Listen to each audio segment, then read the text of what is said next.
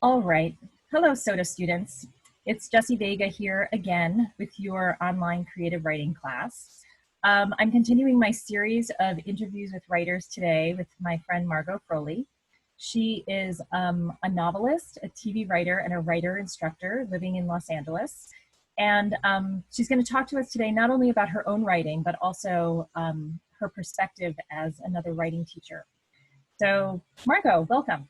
Thank you. Thank you for having me. You're welcome. So I do want to start where I've been starting with everyone else, and I just want to hear a little bit about how and when you started writing, and particularly if you were writing when you were in high school. Oh yeah, I was definitely writing in high school. I wrote a story. I figured out in third grade that you could write dialogue. And you could just write people talking on the page, just move the lines down and just write people talking. And it was the 80s, and the Valley Girl voice was a big deal of like, oh my God, like that was the beginning of that. And I, in show and tell, would write little scenes of girls talking and do a good Valley Girl voice. And it made my class laugh. And that's when I was like, this is neat. So that was happening in elementary school. I wrote a short story in fourth grade. I still have, called Uncle Vern in the Urn. That was about a girl who spills her uncle's urn. That was a big, very popular book in my family. I don't have an Uncle Vern. So I think I was always writing. In high school, I figured out, my sophomore year of high school, I figured out that people wrote movies. I liked movies, but I just realized, oh, there's actually a job called screenwriter. So that really blew my mind. So when I was in high school, I wanted to be Quentin Tarantino. I saw Pulp Fiction and I was like, I get that. I could totally do that. So somewhere between, I wanted to be David Sedaris or Quentin Tarantino. So those were kind of the high school iterations. So I was writing a lot of short stories in high school. I was reading a lot of Raymond Carver, a lot of Jack Kerouac. I loved the just the hard-boiled detectives like Jim Thompson. So a lot of the early film noir books, or noir books that became film noir. Those were the high school inspirations. And I was so determined at that point to make film. But I just couldn't find anyone to teach me that. So I studied plays, I studied theater, I studied acting, and photography. So I kind of figured if I studied everything around film, I'd eventually get closer and closer to it. So yeah, in high school, definitely, that's kind of where my influences were, what my writing was. And are those still your influences when you write? I mean, I haven't looked, I can't say I've picked up any of those books in a very long time. But yeah, I've always been interested in the kind of the dark side of normal, like the idea that there's no such thing as normal and everybody just kind of puts up a facade. So American Beauty, when that came out, that was kind of a yeah, duh, like that this is totally where I've been. So that's kind of the tone of, I mean, I literally was writing murder mysteries in high school. So I've always been in that kind of more darker, murderier vibe. So that's probably endured. That's interesting. I've had some students write some things like that. So when you started writing, what came most easily to you? Voices. Listen, so it really started with dialogue. It really started with dialogue. That was also where I was like, oh, theater. You just have an actor is a blank slate on the stage until you give them a need and a want, and then they're active, and then they start talking, and all you have is them talking. You don't get special effects, you don't get special locations. All you have is two people talking and creating change or working through a problem. And that always really fascinated me. So dialogue has always been something I hear. I feel like I channel pretty well. I probably used to think I did, even though it probably wasn't great, but that's always been my go-to. I even cheated when I wrote my novel. When I sold a book, I realized well, I'm a TV writer. I should be able to like just write this very quickly. And I started and I kind of had this like, oh my God, I don't know fiction. This is a whole other art form. People go to grad school just for this and I don't know it that well. So I kind of cheated my first book by actually having, it actually takes place in high school. So it's a young adult novel, but it actually has teen therapy sessions. It's just dialogue. So that was kind of my cheat also to get through the page count of my novel. Wow, I liked your novel. Thank you. You're welcome. So then what was there that you needed to learn? Like where have you had to grow the most in terms of your skills? So dialogue was the first thing that I feel like I got comfortable with. And then in college and kind of right before I started college, I took a couple like college level film writing, screenwriting classes, and I got really into structure. And structure is kind of my number two of things I get pretty easily. So at about the 90-minute mark, our character should have a low point, just like hitting the hero's journey kind of beats. That comes easily to me. And I think the thing I've struggled with, and this is just in the last 5 years, is letting it be more organic and letting it be more character driven. Whether it's a novel, whether it's a TV pilot, whether it's a feature, it's all the same thing of I was forcing the chess pieces to move in the structure way I wanted them to, as opposed to digging the character roots in deep enough that as they grew, they made the moves that made the most sense for them. Yeah. And just kind of letting go of that. So it wasn't the, ramming story through because I thought it was cool. Yeah. Yeah. So let's move from there into something that we were talking about before I started recording about working with other writers and learning how to give feedback and the importance of that, especially for someone who has any desire to do writing in college or in a graduate program or to become a TV writer, which is collaborative. Well, the thing about writing is you alone on the page is half the job. How you talk about your own writing and how you talk about other writing is the other half of the job. And for many people, that is the full job. So if you're somebody who likes writing, you don't just need to be a writer. That's not the only career path. And you can also do these other things and be a writer, considering that writing tends to be a fairly like freelance type of lifestyle. So learning how to give feedback and learning how to talk to other writers is a way to show off a little bit of your own skill set on the page also, but it's a different muscle because it goes hand in hand with not only can I give feedback, but how do you take feedback? Because when I teach pilot TV writing, I do a big kind of lecture on this because you don't want to be the writer who is uninterested in what people say about your work. And we talk a lot about, if you get a note that you don't like, you don't get to talk back. You don't get to have an excuse about like, oh, well, that character just must not be for you. Or, yeah, you didn't get it, but like, that's just on you. Or you didn't like that, the location we were in. I don't care. There's always a note underneath the note. So even if somebody isn't articulating the note perfectly well, something bugged them. Something is like nagging at them about it. They didn't like that.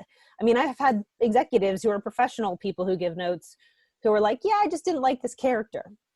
And it's kind of a lazy note, but I have to sit and process that and kind of go, okay, they didn't like that character. Oh, she wasn't likable. They didn't like that, she picked up her kid after school late or whatever the things that the character were doing. I have to look at how can I make this character more sympathetic? So there's always a lesson to be had from someone else's experience of your work, whether they're saying it really well, there's still something to marinate on for you. And so being able to take a note is a big thing, because if you're a writer that also just goes, oh, that's interesting, I didn't like this character, and you can say, oh, interesting, I'll look at that. You don't need to respond. You don't need to have excuses why. Look at it, marinate on it, then that person wants to work with you again.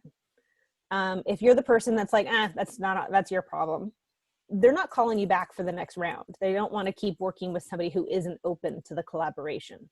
And writing, even if you're writing a novel, magazine articles, features, TV shows, it is all collaborative. You might get to be alone in the cave writing your own stuff for a certain amount of time. Then you have an editor who goes through it. Then you have publishers. Then you have marketing people. Then you have, producers. If you are not self-publishing yourself, you're going to have somebody else who has to weigh in. So being able to be in that collaboration is a really big thing. So then the flip side is being able to give notes. And that ends up becoming a job for people like book editors, magazine editors, film and television development executives, producers. Out in Hollywood, we talk about taking a script and giving notes to a writer and making that better, and finding actors to be in it and finding a director. We call that development. So being able to do that is not only a career, but it really is, those people tend to be English majors, tend to be big readers, tend to be maybe writers themselves, but realize they didn't like being alone and didn't like actually having to generate the pages on their own, but they still want to be involved in the writing process. So those people all have a very similar background, is what you find too. But what they're able to do is, so what you guys can do to learn how to give notes to each other is to listen to yourself of what was your own experience of the read. So if I read something and I got up and poured a cup of coffee or got a snack or watched TV in the middle of reading something, that's telling me something. So I will actually write notes on pages sometimes of like, got bored here, or went and checked my email on page 42. Because and who calls, oh, there's an actor, Liam Neeson talks at the T test. If he reads a script and he can make it through without having to make a cup of tea, it's a good script. If he gets up in the middle and has to make himself a cup of tea, you've lost his interest. So your own experience is always kind of the easiest first place to start of, did you think about this story when you were done reading it? Did those characters stick with you? Was there a line that really stuck with you? When you close your eyes, do you see this world that was created for you? So you as the reader, it's not really just a checklist of what to know, it's what was your experience of it? And I think that's always the best baseline of it. And I find with film and executives and development executives and producers, the more articulate they can be, and they can come from like, yeah, I just didn't like this, or I wasn't, I wanted her to do X, Y, and Z, or something like that. They're coming from, what are they bringing to the table as an audience member? So that's your kind of first role, is who am I as an experiencer of this story? And then there's just some kind of checklist stuff of, I always start with the good and then get into the what needs improvement, but it's things like, do you relate to these characters? Do they feel grounded? Do their actions make sense for the person you've set them up to be? Have you, created a fairly scared, timid, conservative boy or girl who, who takes this crazy big adventure? Like, does that make sense? So there's kind of a logic pass you can do. And also just, I think the kind of triangle I work from, my little triangle, is need, loss, and action. And so what does the character need? What do they lose if they don't get it? And what's the action they're going to take to get there? And if that triangle is working, you've created motion, you've created a forward action. And what you find is, if something doesn't feel like there's a momentum to it, either their want or their need isn't big enough, the action they took isn't kind of consistent with it, it's almost too safe. And the loss, the stakes, if they don't get what they want, aren't high enough. So when in doubt, raise the stakes, up the need, that kind of thing. So that's need, loss, and action would be my short checklist. That's great. That's really great. Thank you. That was that was like a lesson, Margot. Which I will remember when I'm teaching screenwriting next semester. Yeah. Um, By the way, if you ever want to do a deeper download on need, loss, and action, I learned that from a teacher out here and it blew my mind, and I apply it to everything and it works. Like, it's just, and then like, you want to get more film schooly about it or English majory, but it's like, then you get into theme and blah, blah, blah. I think anytime you can talk about theme and you have a good handle on theme, you seem real smart, but it also gets used, in a silly way that people just say it to sound like they're being smart as opposed to actually relating to it. yeah, But themes like the next conversation. yeah. So to wrap it up and bring it back to you and your journey as a writer, why do you still write? What keeps you writing? I would love, my husband and I talk about this, I would love to be an accountant. I would love to not have the curse. I write because I am not a happy person when I don't. I write because these stories and these characters won't leave me alone. So I write because there's story in everything. Also, I mean, we were just talking about this, Jess, but like, you know, I have a day job and a reality show, still story. I'm just in post-production putting together story on a true crime show. I'm rewriting a Lifetime movie. It's still story. I'm rewriting somebody else, but I dove into that. And I'm adapting a book into a feature film, because it's all story and it's all characters. So it's like, these are the things, this is like my playground, is getting to play with these characters and work on bringing them to life. If it didn't work for me still, or it didn't excite me, I would love to not live in LA and maybe go, like, my husband and I dream of like, we're going to go buy a house like on the lake and on the East Coast and just quietly write novels. But I don't see that. Like, I think we'll get bored. I don't think that's enough. So that's just kind of how my brain works. I like people, I like talking story, I like character. So kind of whatever that looks like. So if 5 years, that means I'm editing books or I'm a development executive, it's kind of always, and I've been a development executive and I've edited a book, but it's kind of, I'm always going to be in some orbit of story, most likely. So I go where the paycheck is to a certain degree, because it's kind of a nomadic life, but it's also, it all becomes story any way you slice it. Yeah. And I want to reiterate a little bit, because my last interview was with Jackie Fender here in Tacoma, who runs a literary group. The importance of relationships, right? Like the relationships with other writers, especially like first readers of your work, or with editors, or yeah, there's tiers, because I call them first draft friends.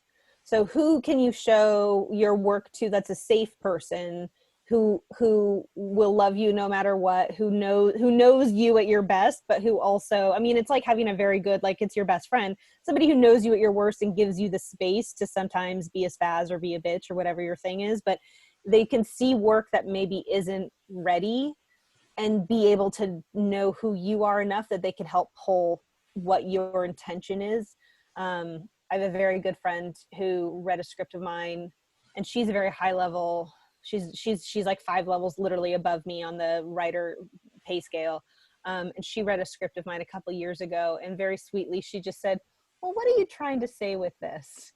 And it was like, oh yeah, this is, if that's where you're starting, this is clearly not like, this is not working. Like, I put it aside and just moved on, but she was just very gentle about it. And there's no, first draft friends are people who aren't gonna not get you the job because they saw a bad draft of yours. And then there's like the mentors, or kind of the higher up people, the former bosses, who will read something when you're ready to submit for a job, when you have something that is done and polished and at your professional best. And those people might become first draft friends. But people talk about, you kind of never get the second chance to make a first impression. You never get a second read. In writer world, you don't get a second read. So if I send a script to a producer and it wasn't good, they're not hungry to read the second draft. I actually just had that happen with a producer who was at one company, is now at another company, and we had sent her a script like 2 years ago, and the script has significantly improved since then, and sent it to her at the new company. Literally the notes she gave us on the new version were all about the old version. Like, it was like, oh, she didn't even read this. She just refound her notes from 2 years ago and gave those back to us, which was a real bummer. But it was just like, yep, that's on me. She got work. It wasn't ready. So you don't get the second chance to make a first impression, but having your first draft friends, not only by the way about your writing itself, but the business of writing. So referrals for contacts, for representation, for lawyers. Also right now, the Writers Guild is doing a lot of really big solidarity, but a lot of like female writers are getting together and actually learning what each other gets paid, which we don't really talk about. And it's very helpful. So now it actually gives you better bargaining stamina at, when you're bargaining for or negotiating for your next job, to know what other people. So knowledge is power in that sense. So the more writers are willing to share with each other, and being a good sharer and being good in your writers community really goes, like, it always pays off. Yeah. That is the bottom line, I've found, is like developing that strong community. And it's got to be people you feel an affinity for. It's not like becoming friends with people for, like, you're using each other. It's not about that at all. Really, I mean, it's like a good friendship. I really always tell my students this, like, be a giver, like, be a good friend to your writer friends, because the more you help them, it will come back to your own writing. And this is why I teach, is it helps me solve, I bring a problem that I'm working on in a script to a class I'm teaching, and in the 12 scripts we're working on in that class, I'll actually end up solving the thing on my own too. Yeah, I've definitely, like, my writing has made a quantum leap out of teaching writing. Like, it was the unexpected best thing that I ever did, that I didn't realize I was doing. So can I add one thing before we go? Is I think there's a gap too, in particularly in I think high school writing, where you write something, say you're in a first draft. I think what we don't do enough, because we're on a high school deadline and things are due all the time, is we don't let something marinate for a minute, and you can put something down, a script or a story or a play or whatever, put it down, go on to something else. But getting perspective to come back and look at something is a really helpful tool.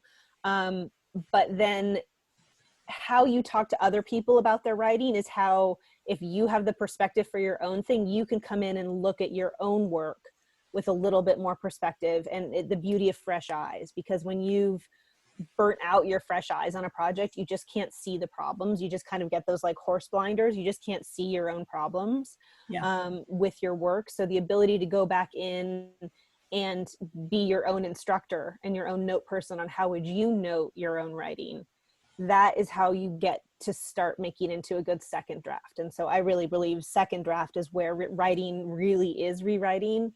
And it's an annoying phrase.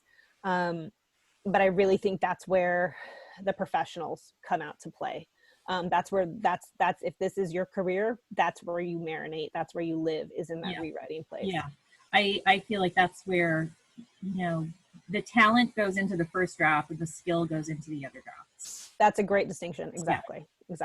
Yeah. This was fantastic. Yeah, this is fun. Thank you so much, Margot. Since I've been doing this, I want to keep doing this. Yeah, I know. I want to come to your class, by the way, too. Let me know. Well, if we do them online, you're invited. Yay, I'm in. All right, so I'm going to wrap us up, and I'll be back next week for my students with no more interviews, more teaching. Okay, bye-bye. Bye, thank you.